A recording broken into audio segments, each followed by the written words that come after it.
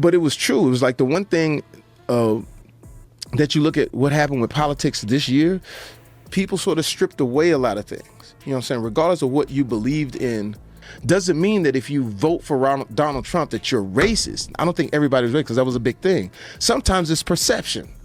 Like some of those politicians were afraid to say what Donald Trump was saying, and they ended up being left in the dust because people were a little like, well, he's got a point in the sense of we're playing things a little too close. We're about to show you the exact moment Chris Rock and Jamie Foxx destroyed Donald Trump's carefully crafted persona on live television. Their comedy wasn't just funny, it was a surgical strike that exposed the absurdity of Trump's character, his gold towers, and his bizarre speech patterns. In this video, you'll see Rock's brutal breakdown of Trump as a loud, blustering character who stumbled into power, followed by Fox's impression that was so accurate it was scary. Then we'll show you Trump's nuclear meltdown afterward that proved the comedians hit their mark perfectly. His reaction is exactly what they wanted, and it's both hilarious and revealing. Before we move on, I'd like to ask you a small favor. If you appreciate this content, please take a second to like this video and subscribe to the channel. Over 98% of you watch the videos without subscribing. It costs you nothing, but it makes a huge difference to us. So, did you click the subscribe button?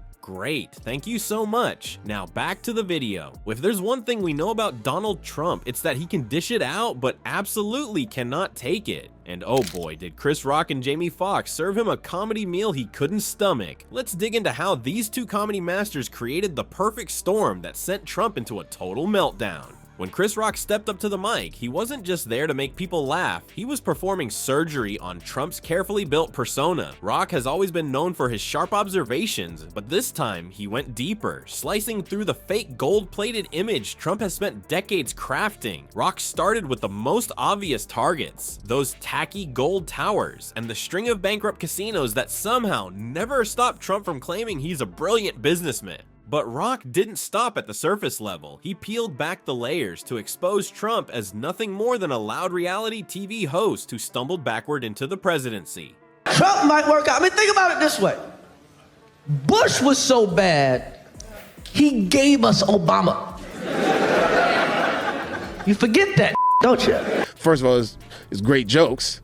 Two, it's like it does say, are we becoming too fragile when it comes to... It's a lot of great people, lots of great people on both sides. That's, excuse me, fake reviews. You know what that means? No. The perception is, okay, the perception in America was the white man, Donald Trump, can be president. The woman can't do it. Perception. This guy isn't playing chess while everyone else plays checkers, Rock joked. He's playing Candy Crush while accidentally running a country. The audience roared because they recognized the truth. Trump wasn't a strategic genius plotting his rise to power. He was just a celebrity who rode a wave of American obsession with fame and wealth straight into the White House. Rock also took aim at something deeper and more uncomfortable: how America's worship of celebrities and wealth created the perfect breeding ground for a Trump presidency. We're so obsessed with rich people that we elected one who only plays a rich person on TV, Rock pointed out, making the audience squirm with recognition. This wasn't just about Trump anymore. It was about the culture that made him possible. Then came Jamie Foxx with what could only be described as the comedy equivalent of a finishing move. Foxx didn't just imitate Trump, he became Trump in a way that was genuinely unnerving. Anyone can do a basic Trump impression, but Foxx captured something essential about the man that went beyond mere mimicry. He nailed those weird pauses where Trump seems to lose his train of thought mid-sentence. He got the repetitive phrases that Trump uses when he's trying to sound smart but has nothing substantial to say. We need bullies. That's how Trump became president. That's exactly what happened. We got rid of bullies, a real bully showed up, and nobody knew how to handle it. All of them. All of the death row records. Don't try to pin me down. I see what he just... Excuse me. Fake news. Excuse me. Fake news. Fake news. Not good. Look out for it. They tried to give me the virus. I beat the virus. You know what that means? No. The perception is, okay, the perception in America was the white man, Donald Trump, can be president. The woman can't do it. Perception.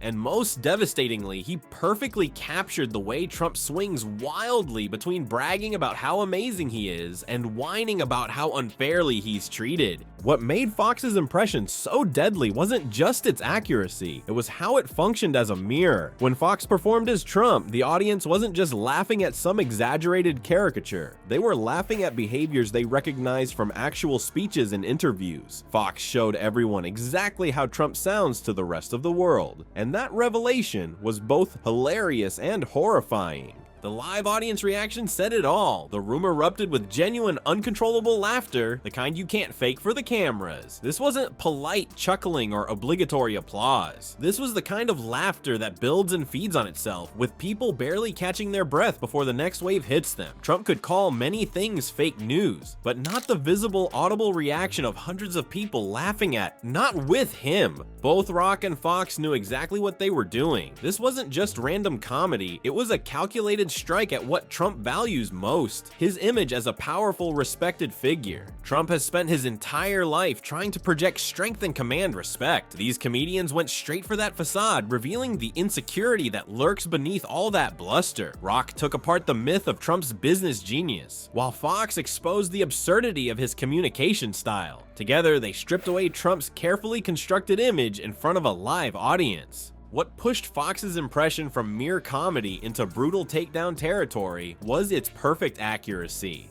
He couldn't vote for me at the time. Now he can vote for me once he gets out. I love Snoop Deal Double G. Great person. The cast of The Apprentice is running the world.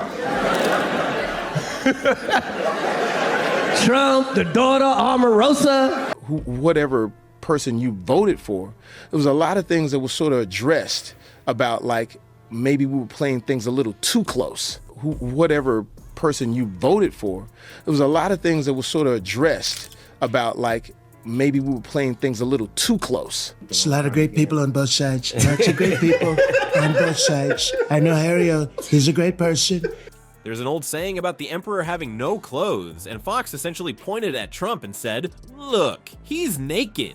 By mirroring Trump's mannerisms so precisely, Fox didn't need to add commentary or exaggeration. The ridiculousness was already there in Trump's actual behavior. The impression revealed Trump as what many have long suspected him to be, an insecure, rambling figure desperately trying to appear commanding. And just like clockwork, Trump's meltdown arrived right on cue. After the comedians finished their surgical takedown, he responded with exactly what we expected: angry all-caps tweets and public rants about woke comedians. Talk about proving their point. Every furious word he typed just confirmed what Rock and Fox exposed about the man behind the MAGA curtain. Instead of laughing it off like a secure person would, Trump's thin-skinned reaction revealed the truth. Beneath all that bluster sits a deeply insecure man who simply can't handle being laughed at. Comedy remains the kryptonite for the self-important, especially those who once occupied the Oval Office.